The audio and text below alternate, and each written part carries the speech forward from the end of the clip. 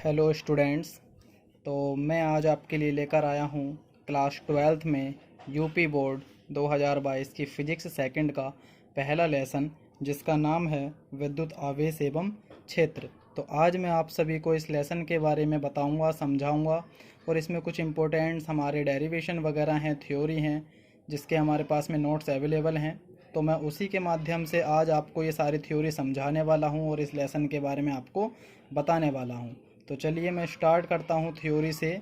उम्मीद करता हूँ कि आपको जो भी मैं समझाऊँगा, पढ़ाऊँगा और थ्योरी आपको मैं समझाऊँगा वो अच्छे से समझ में आएगी, और उसकी सहायता से आप अपने अच्छे नोट्स बना सकते हैं और अपने आने वाले एग्ज़ाम में अच्छे मार्क्स ला सकते हैं। तो चलिए अब मैं लेसन शुरू करता हूँ। तो स्टूडेंट्स, हमारा ये पहला लेसन स्टार्ट होता है जिसमें लिखा हुआ है कि पार्ट 1 विद्युत आवेश एवं क्षेत्र। इसमें सबसे पहले हेडिंग हमारा आता है हमारा विद्युत आवेश। तो विद्युत आवेश क्या होता है कि जब हम दो वस्तुओं को आपस में रगड़ते हैं तो उन पर छोटी छोटी चीज़ों को अपनी ओर आकर्षित करने का एक विशेष प्रकार का गुण आ जाता है, और यह गुण जिसके कारण आता है हम उसे विद्युत आवेश कहते हैं। सपोज़ दैट, जैसे आपने देखा होगा कि सर्दियों में हम अपने दोनों हाथों को कुछ इस प्रकार से रगड़ने लग जाते हैं, तो कुछ टाइम के बाद में हमारे जो दोनों हाथ होते हैं उनके बीच में कुछ गर्मी उत्पन्न हो जाती है। तो इसी तरीके से जैसे हमने देखा कि जब हम दो वस्तुओं को आपस में रगड़ते हैं या उनको आपस में कुछ देर तक आपस में घिसने लग जाते हैं तो उनके बीच में कुछ गर्मी उत्पन्न हो जाती है, और ये जो गर्मी जिस चीज़ के कारण उत्पन्न होती है हम उसे विद्युत आवेश कहते हैं।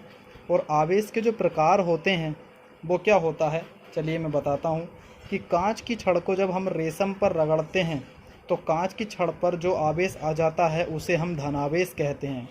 इसी प्रकार एवोनाइट की छड़ को जब हम फ्लालैन के कपड़े से रगड़ते हैं तो एवोनाइट की छड़ पर जो आवेश आता है उसे हम ऋणावेश कहते हैं। तो स्टूडेंट्स, जो धनावेश होता है हम उसे प्लस का आवेश भी कह सकते हैं, और जो ऋणावेश होता है हम उसे माइनस का आवेश भी कह सकते हैं। ठीक, तो आगे आता है क्या, आवेश के गुण। आवेश के गुण कितने तरीके के होते हैं वो चलिए मैं आपको बताता हूँ। सजातीय आवेश। तो स्टूडेंट, सजातीय आवेश का मतलब होता है कि जो आवेश एक जैसा होता है हम उसे सजातीय आवेश कहते हैं, चाहे वो प्लस प्लस का हो या माइनस माइनस का हो।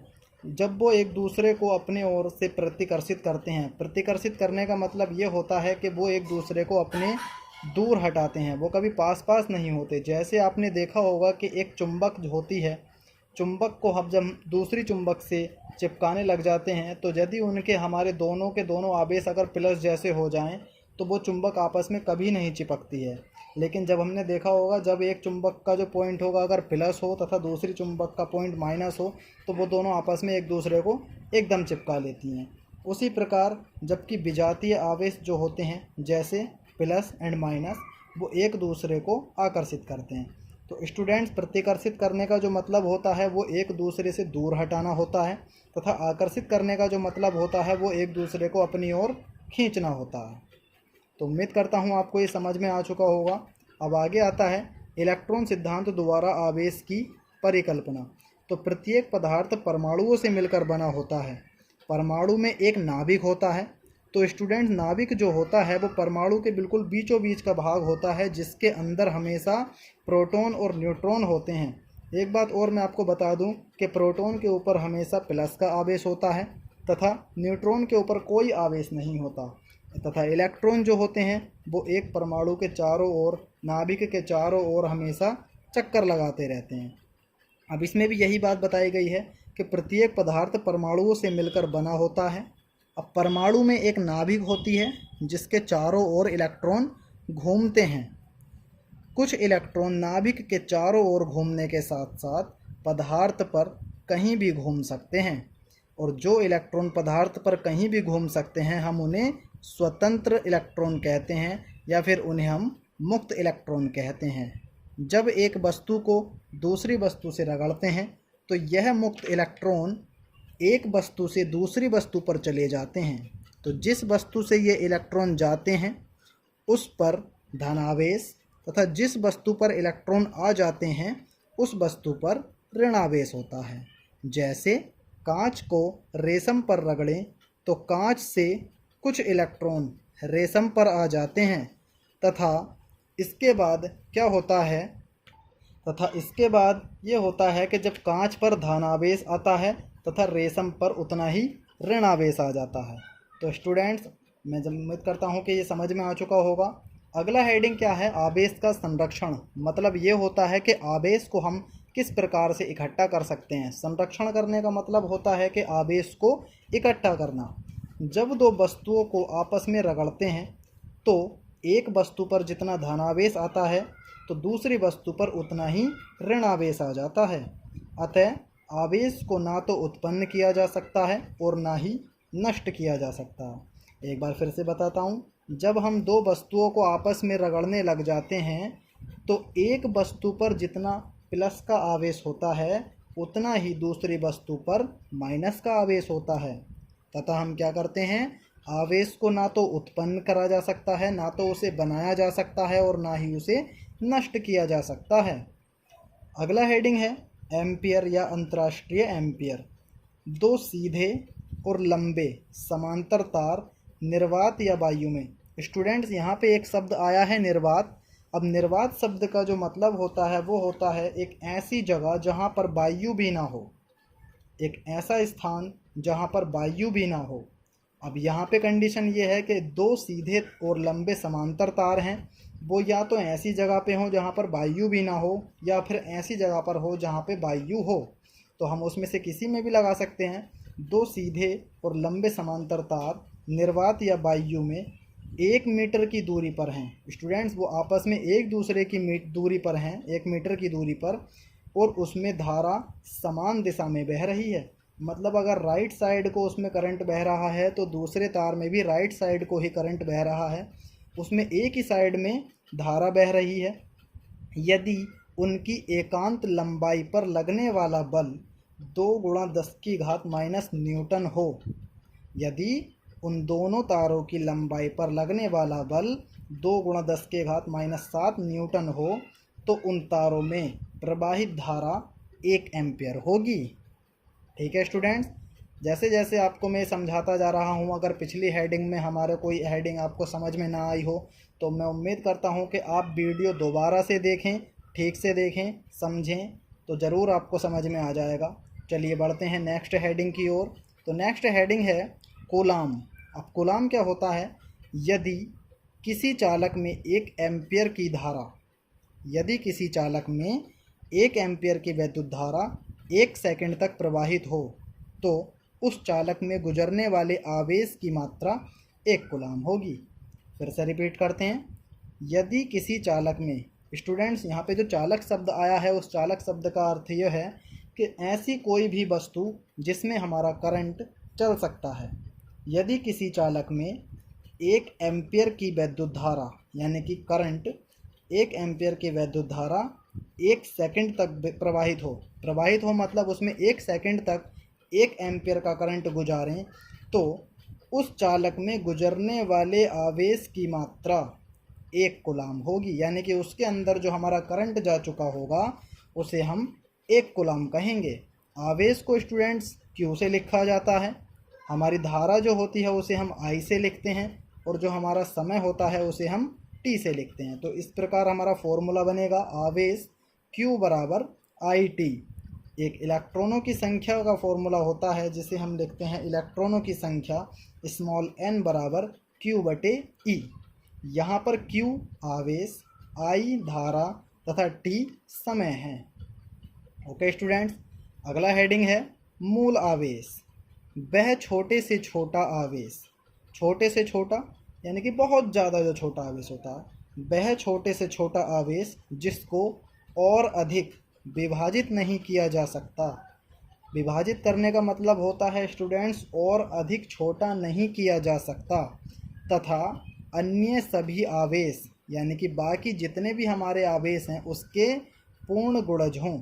ऐसा समझ लीजिए स्टूडेंट्स, हमने एक 2 मीटर लंबा तार ले लिया, फिर 2 मीटर लंबा तार लेने के बाद में हमने उसको बीच में से आधा आधा डिवाइड कर दिया, जिसमें पहला पार्ट अलग, दूसरा पार्ट अलग। फिर हमने स्टूडेंट्स क्या करा, उसका एक पार्ट एक साइड को रख दिया। अब दूसरा जो पार्ट हमारे पास बचा है उसमें से भी आधा आधा भाग कर लिया।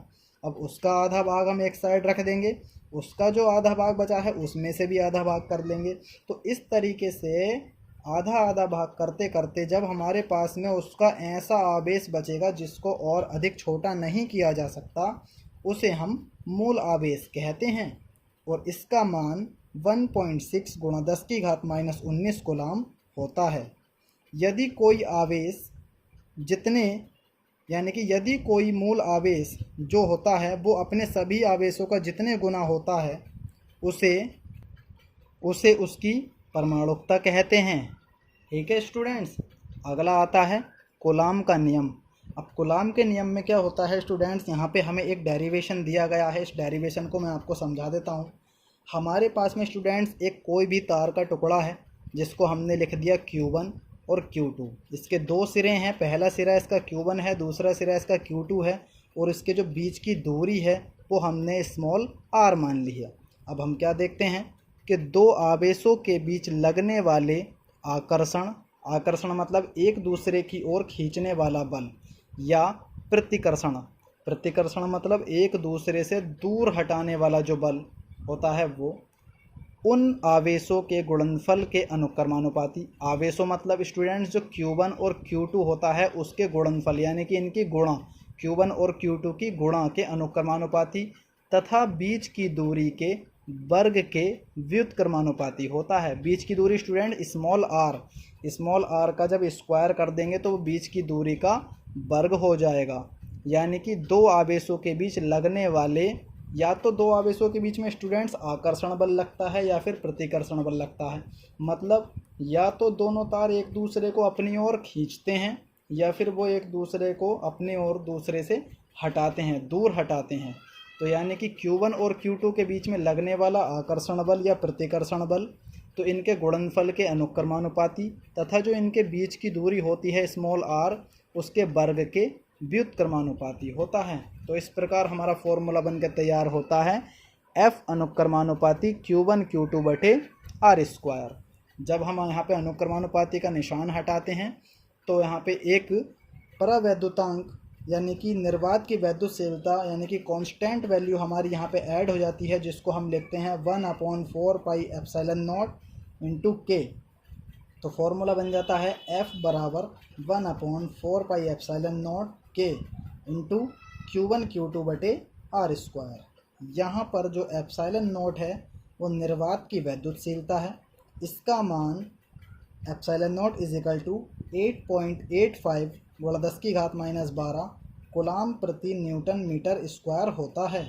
तथा जब हम देखते हैं कि पूरा 1/4πε0, तो इसका जो मान होता है स्टूडेंट्स वो 9 गुणा 10⁹ न्यूटन मीटर स्क्वायर प्रति कूलम स्क्वायर होता है। ओके स्टूडेंट्स, तो ये कूलम का नियम जो है वो बोर्ड एग्ज़ाम के लिए बहुत ज़्यादा मोस्ट इम्पोर्टेंट है और ज़्यादातर ये आता है। और इसमें जो आगे चैप्टर में आने वाले हमारे न्यूमेरिकल्स होंगे वो भी ज़्यादातर इसी फॉर्मूले बेस पे आधारित होंगे।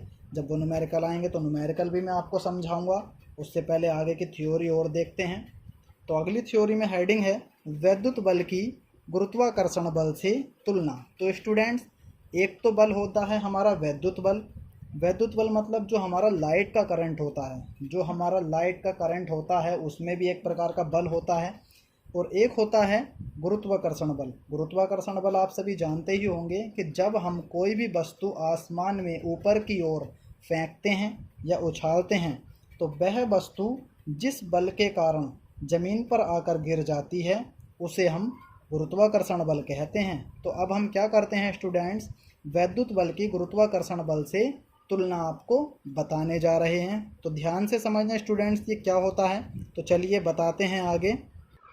तो स्टूडेंट्स, यहाँ पर वैद्युत बल की गुरुत्वाकर्षण बल से तुलना क्या होती है, जब दो आवेशित कणों के बीच लगने वाला वैद्युत बल गुरुत्वाकर्षण बल से बहुत बड़ा होता है। यानी कि जब हम क्या देखते हैं कि ऐसी वस्तुएं जिनके बीच में कोई आवेशित कण लग रहा है, यानी कि करंट अगर उनके बीच में लग रहा है, तो वो वैद्युत बल जो होता है वो गुरुत्वाकर्षण बल से बहुत बड़ा होता है। यानी कि हमारी लाइट में जो करंट में बल होता है, यानी कि जिस बल के कारण कोई भी करंट किसी भी वस्तु को, व्यक्ति को आपने देखा होगा करंट लगते हुए, जो वो बल होता है वो गुरुत्वाकर्षण बल से बहुत बड़ा होता है।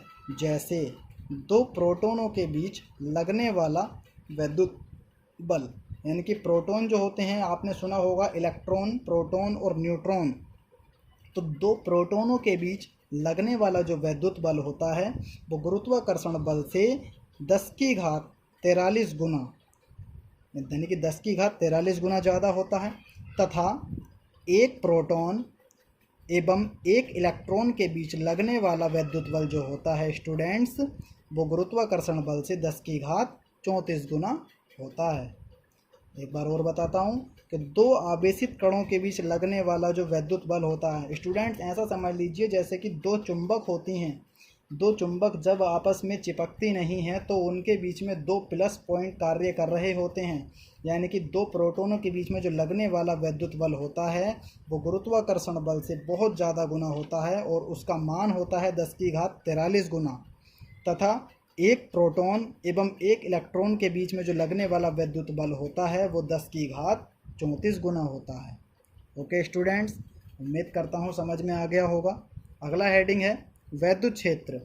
तो किसी आवेश के चारों ओर स्थित वह क्षेत्र, यानी कि किसी आवेश के, किसी वस्तु के चारों ओर स्थित वह क्षेत्र जहाँ पर कोई अन्य आवेश रखने पर, यानी कि कोई अन्य वस्तु द्वारा उसको टच कराने पर यदि हमें बल का अनुभव होता है, यदि हमें वहाँ पे बल का अनुभव होता है तो वह वैद्युत क्षेत्र कहलाता है। यानी कि जब हम क्या देखते हैं स्टूडेंट, किसी वस्तु में करंट चल रहा होता है और हम उसको टच कर लें तो हमें क्या होता है, एक झटका सा महसूस होता है करंट का, जिसको हम वैद्युत क्षेत्र कहते हैं।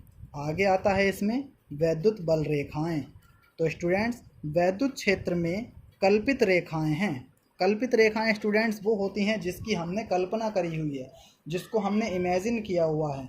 हमने वास्तव में रियल में वो नहीं देखी हुई होती हैं, हम केवल उसको इमेजिन करते हैं या फिर केवल उसको एक तरीके से अपने मन में वो मान लेते हैं कि हाँ ये इस तरीके से होगा।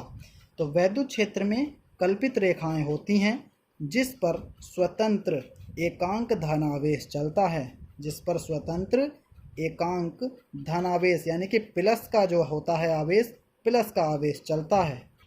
तो आगे स्टूडेंट्स, तथा वैद्युत बल रेखाओं, जो वैद्युत बल रेखा होती है वो किसी बिंदु पर खींची गई स्पर्श रेखा उस बिंदु पर लाने वाले बल की दिशा बताती है। यानी कि जो वैद्युत बल रेखा होती है, यदि हम वैद्युत बल रेखा के किसी बिंदु पर कोई खींची गई स्पर्श रेखा होती है तो वह उस बिंदु पर लगने वाले बल की दिशा बताती है कि वह बल किस दिशा में लग रहा है। आगे आता है बल रेखाओं के गुण। तो इसमें क्या होता है, इनके गुण इस प्रकार हैं। पहला पॉइंट है, वैद्युत बल रेखाएं धनावेश से ऋणावेश की ओर चलती हैं। यानी कि जो वैद्युत बल रेखाएं होती हैं वो प्लस की ओर से माइनस की ओर चलती हैं। दूसरा पॉइंट है, बल रेखाओं के किसी बिंदु पर, यानी कि किसी भी बिंदु पर खींची गई स्पर्श रेखा आवेश पर लगने वाले बल की दिशा को बताती है कि आवेश जो है हमारा, यानी कि करंट जो है वो हमारा किस दिशा की ओर चल रहा है। आगे आता है, दो बल रेखाएं एक दूसरे को कभी नहीं काटती हैं। यानी कि चाहे वो बल रेखाएं आपस में कितनी ही पास क्यों ना हो या कितनी ही दूर क्यों ना हो, वो आपस में एक दूसरे को कभी नहीं काटती हैं। फोर्थ पॉइंट है, जहाँ पर बल रेखाएं पास पास होती हैं, यानी कि जहाँ पर ये वैद्युत बल रेखाएं पास पास होती हैं वहाँ पर जो वैद्युत क्षेत्र होता है वो प्रबल, तथा जहाँ पर ये वैद्युत बल रेखाएं दूर दूर होती हैं वहाँ पर वैद्युत क्षेत्र निर्बल यानी कि कमज़ोर होता है। एक शब्द यहाँ पे आया है स्टूडेंट्स के वैद्युत क्षेत्र प्रबल होता है। प्रबल का मतलब यहाँ पे वैद्युत क्षेत्र जो होता है वो ज़्यादा होता है, यहाँ पे बल की मात्रा जो होती है वो ज़्यादा होती है। और यहाँ पे एक शब्द आया है निर्बल, तो यहाँ पे स्टूडेंट्स जो निर्बल शब्द का मतलब है वो है हमारा कमज़ोर, यानी कि यहाँ पर जो वैद्युत क्षेत्र होता है वो कमज़ोर होता है। अगला हेडिंग है वैद्युत क्षेत्र की तीव्रता।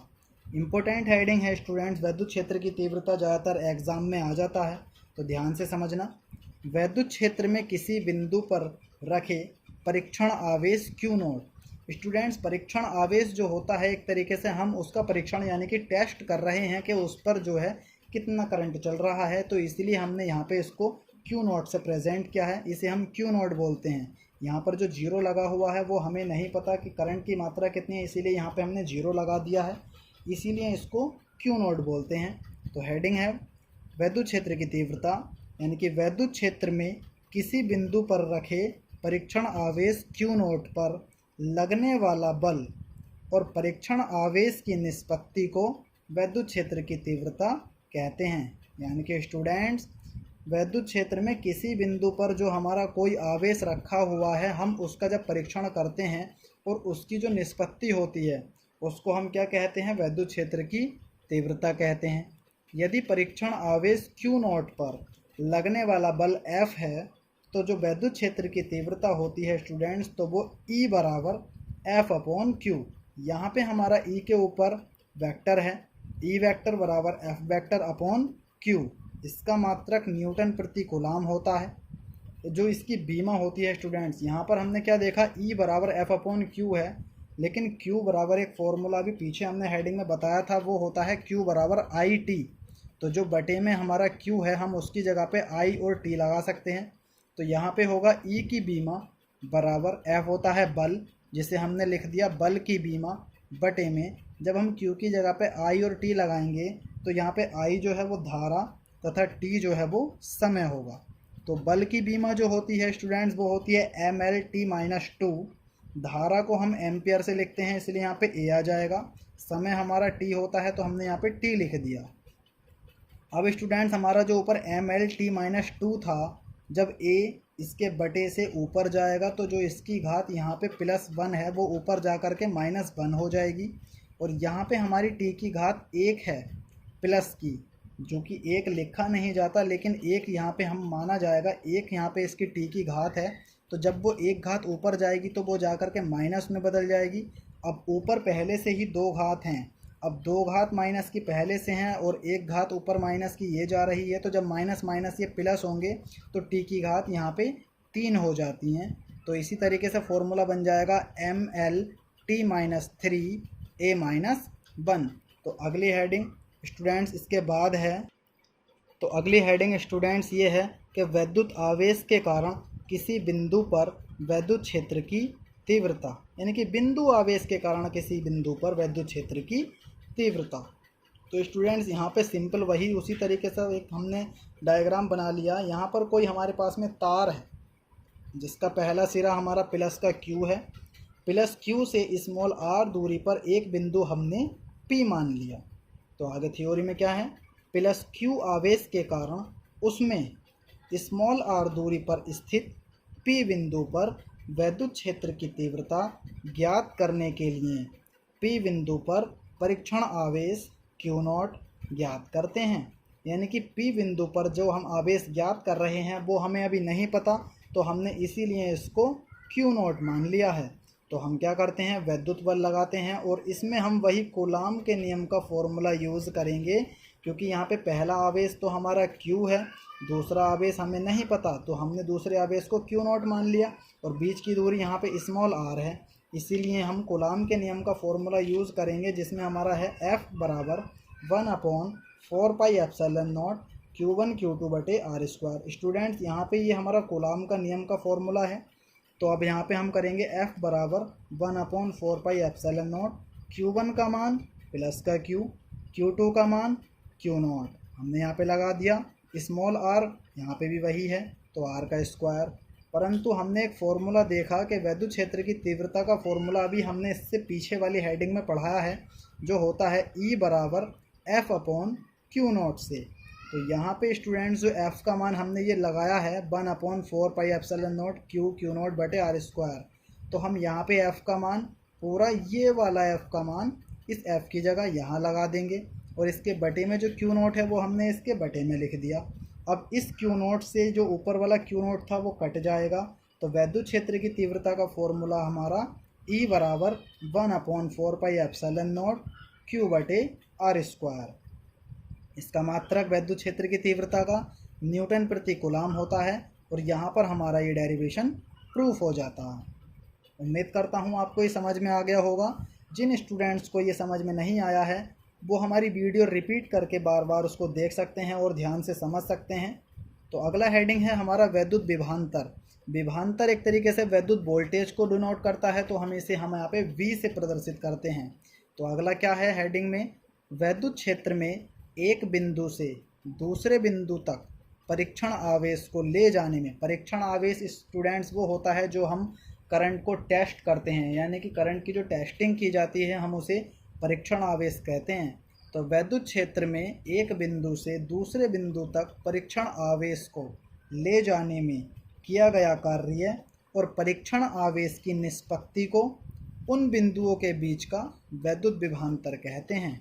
जैसे यदि एक बिंदु से दूसरे बिंदु तक परीक्षण आवेश को ले जाने में कैपिटल W कार्य करना पड़े तो जो वैद्युत विभवांतर होगा वो B बराबर W/Q0 होगा। इसका मात्रक जूल प्रति कूलम। तो स्टूडेंट्स ये हमारे मात्रक बनते कैसे हैं? तो ये मात्रक हमारे बनते हैं यहाँ से, जैसे W कार्य का मात्रक हमारा जूल है और उसके बटे में जो हमारा आवेश है यहाँ पे Q0, आवेश का मात्रक क्योंकि कूलम होता है इसलिए हमने लिखा है जूल प्रति कूलम, या जो हमारा वोल्टेज यहाँ पे B है और वोल्टेज का मात्रक हमारा वोल्ट होता है इसलिए हम इसे वोल्ट भी कह सकते हैं। तो इसके दो मात्रक हो जाएंगे, या तो इसको जूल प्रति कूलम या फिर वोल्ट, दोनों में से हम इसका कोई भी मात्रक यहाँ पे लिख सकते हैं। चलिए बढ़ते हैं नेक्स्ट हेडिंग की ओर। तो स्टूडेंट्स नेक्स्ट हेडिंग है हमारी वोल्ट। यदि वैद्युत क्षेत्र में एक बिंदु से दूसरे बिंदु तक एक कूलम आवेश को ले जाने में 1 जूल कार्य करना पड़े।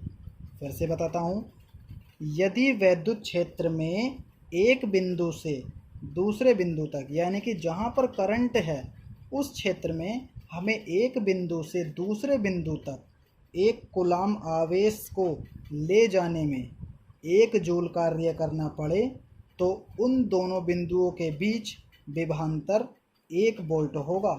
तो स्टूडेंट्स यहाँ पे 1 कूलम जो आवेश आया है, यानी कि 1 कूलम करंट है और 1 जूल हमें कार्य करना पड़ रहा है। यहाँ पे जूल जो है वो कार्य का मात्रक है और कूलम जो है वो आवेश का मात्रक है, ठीक।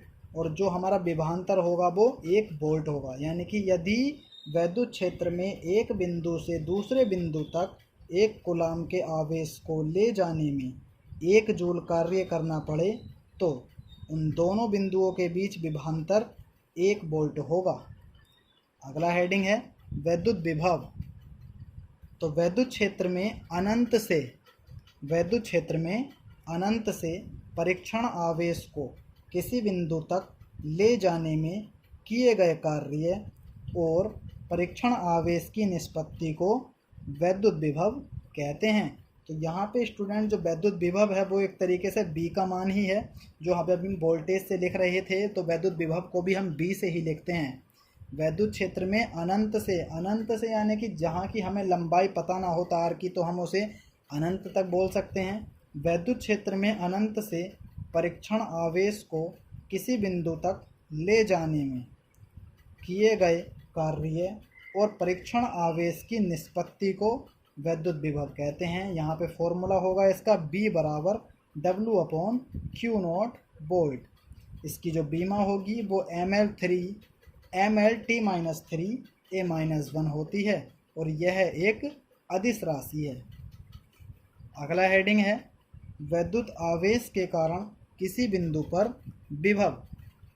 तो स्टूडेंट्स ये जो हमारा डेरिवेशन है ये बहुत ही ज़्यादा इम्पोर्टेंट है और ये आपको समझने के लिए थोड़ा सा ज़्यादा माइंड लगाने की ज़रूरत पड़ेगी क्योंकि ये थोड़ा सा लॉन्ग है, ठीक है स्टूडेंट्स। तो मैं आपको बताता हूँ कि हमारा +Q आवेश से अनंत तक का एक दूरी का तार है जिसको हमने छोटी छोटी दूरियों में आपस में बांट लिया है। यहाँ पर हमारे पास में एक तार है, इसकी हमें लंबाई नहीं पता, तो इसका पहला सिरा जो है वो प्लस का Q है और हमने इसको अनंत तक मान लिया। तो स्टूडेंट्स हम क्या करते हैं, हमने यहाँ से पहला कट इस पे लगाया, उसे हमने A से प्रदर्शित कर दिया। इस तार में हमने दूसरा कट लगाया, वो हमने B से प्रदर्शित कर दिया। तीसरा कट लगाया C से और चौथा कट लगाया तो वो D से।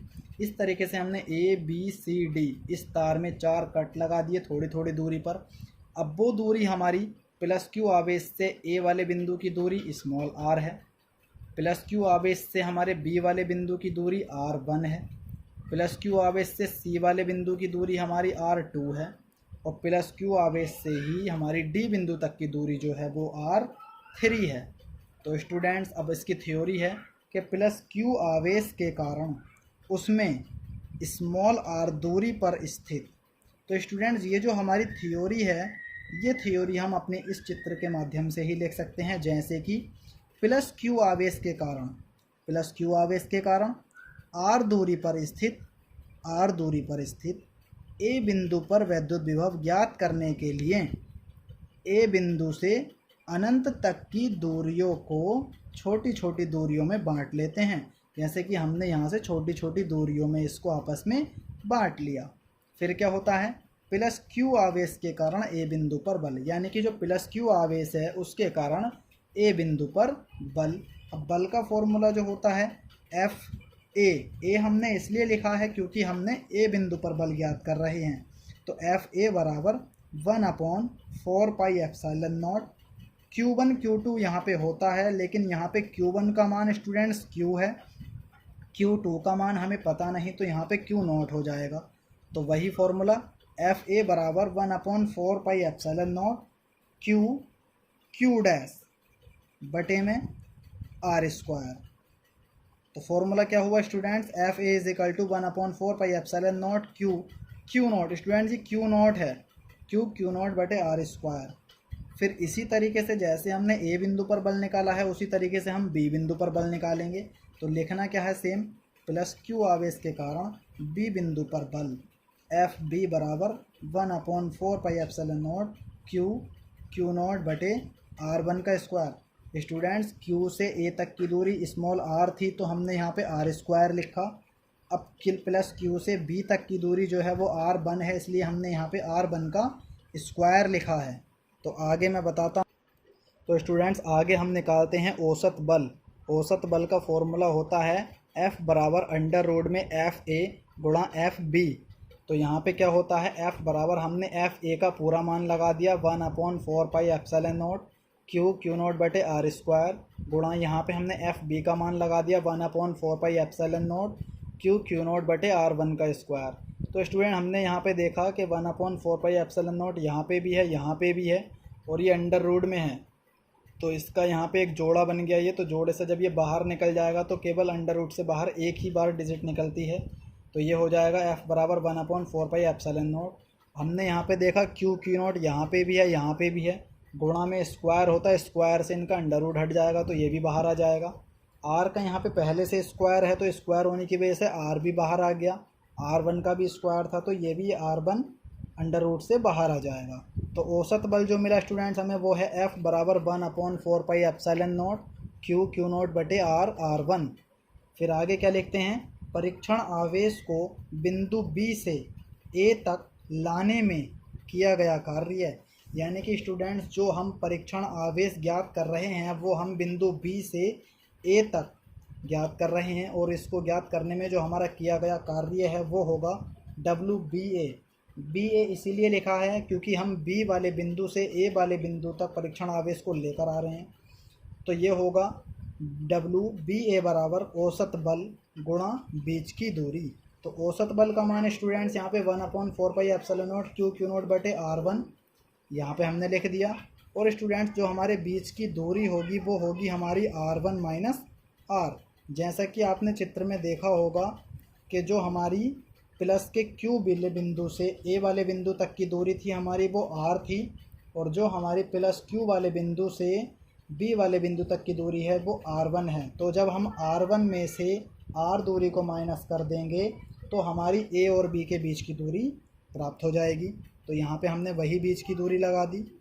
अब जो स्टूडेंट्स यहाँ पे हमारा बटे में R1 दिया हुआ है, हमने उसकी R1 के बटे में भी गुणा कर दी, माइनस R के बटे में भी गुणा कर दी। क्यू नॉट की गुणा हम यहाँ पे 1 से कर देते हैं, तो वो हो जाएगा हमारा क्यू नॉट बटे 4 पाई एप्सिलॉन नॉट, और ब्रैकेट में R1 बटे R1 माइनस R बटे R1। यहाँ पे R1 से R1 कट जाएगा और R से R कट जाएगा, तो हो जाएगा WBA बराबर क्यू नॉट बटे में 4 पाई एप्सिलॉन नॉट 1 बटे R माइनस 1 बटे R1। इसी प्रकार स्टूडेंट जब हम क्या करते हैं, यही काम जब हम C वाले बिंदु से B वाले बिंदु तक परीक्षण आवेश को लाते हैं, तो हमें यहाँ लिखना है कि डब्लू सी भी बराबर, तो ये तो कॉमन वैल्यू है जो हो जाएगी क्यू क्यू नॉट बटे 4πε0। अब जैसे हमने देखा ब्रैकेट में हमारा 1/r माइनस 1/r1, यहाँ पे छोटी संख्या और यहाँ पे बड़ी संख्या आ रही है, उसी तरीके से हम इसमें भी ब्रैकेट में लिख देंगे 1/r1 माइनस 1/r2, क्योंकि हमारी प्लस वाले बिंदु से प्लस क्यू बिंदु से बी वाले बिंदु के बीच की दूरी r1 है और सी वाले बिंदु के बीच की दूरी r2 है, तो इसलिए ब्रैकेट में 1/r1 माइनस 1/r2। उसी प्रकार डब्लू डी सी यानी कि डी वाले बिंदु से सी वाले बिंदु तक परीक्षण आवेश को लाने में किया गया कार्य W D C Q Q not बटे 4πε0 कॉमन वैल्यू है, ऐसे ही रहेगी। ब्रैकेट में वही फिर से 1/r2 माइनस 1/r3। तो ऐसे ही जब हम अनंत निकालेंगे तो हमें यहाँ पे अनंत, और स्टूडेंट जो हमारा अनंत से पहले का एक वर्ड होगा वो हमारा अनंत माइनस 1 होगा। जैसे कि मैं आपसे कहूँ कि 100 से पहले क्या डिजिट आती है, तो हम क्या करते हैं तुरंत बता देते हैं कि वो 99 होती है। तो वो हमें पता चला स्टूडेंट्स कि जब हम एक माइनस करते हैं तो उससे पहले की संख्या हमें मिल जाती है। उसी तरीके से जब हम अनंत में से एक माइनस करेंगे तो वो उससे पहले वाली संख्या होगी, इसलिए यहाँ पे हमने लिखा है डब्लू अनंत माइनस 1। तो कॉमन वैल्यू जो है हमारी वो होगी क्यू क्यू नॉट बटे 4πε0, और जैसा कि छोटी संख्या हम यहाँ पे लिखते हैं तो वो होगी अनंत माइनस 1 और माइनस 1/अनंत। अब जितना भी हमने कार्य किया है उसको हम कुल कार्य लिखकर डब्लू बराबर W B A plus W C B plus W D C और प्लस करते हुए डब्लू अनंत माइनस 1 तक ऐसे लिख देते हैं। तो हमने एक चीज़ देखा कि इस सभी के मान में एक चीज़ कॉमन है, वो है क्यू क्यू नॉट बटे 4πε0। तो जो कॉमन संख्या है हम उसको पहले से ही बाहर लिख लेते हैं, और ब्रैकेटों के अंदर की जो संख्याएं हैं हमने उसको प्लस लिख करके सभी को लिख लिया। अब हमने देखा 1/r1 यहाँ पे माइनस का है और यहाँ प्लस का है, कट जाएगा। ऐसे ही r2 यहाँ माइनस का है, यहाँ पे प्लस का है, कट जाएगा। r3 यहाँ पे माइनस का है। अगर हम आगे किसी बिंदु का इस तरीके से परीक्षण आवेश ज्ञात करते तो यहाँ पे r3 प्लस का होता, तो ये भी हमारा कट जाएगा, और यहाँ पे 1/अनंत माइनस 1 भी हमारा कट जाएगा। तो हमें मिलेगा डब्लू बराबर क्यू क्यू नॉट बटे 4πε0। यहाँ से बचा 1/r माइनस, और यहाँ से बचेगा हमारा 1/अनंत। क्योंकि अनंत की कोई वैल्यू तो होती नहीं है तो हमने इसको क्या करा, छोड़ देते हैं। तो जो अब हमें मिलेगा वो है डब्लू बराबर क्यू क्यू नॉट बटे 4πε0 और 1/r। तो स्टूडेंट्स जैसा कि हमने देखा हमें जो मिला है वो है डब्लू बराबर क्यू क्यू नॉट बटे 4πε0 1/r। हम इसको फिर से उसी रूप में लिख लेते हैं, ये हो जाएगा डब्लू बराबर 1/4πε0 क्यू क्यू नॉट बटे r। अब हमारा एक फॉर्मूला होता है b बराबर डब्लू बटे क्यू नॉट। तो जितना भी हमारा डब्लू का मान ये आया है तो हम यहाँ पे इस डब्लू की जगह पे सारा मान लगा देंगे, और बटे में हमारा क्यू नॉट है।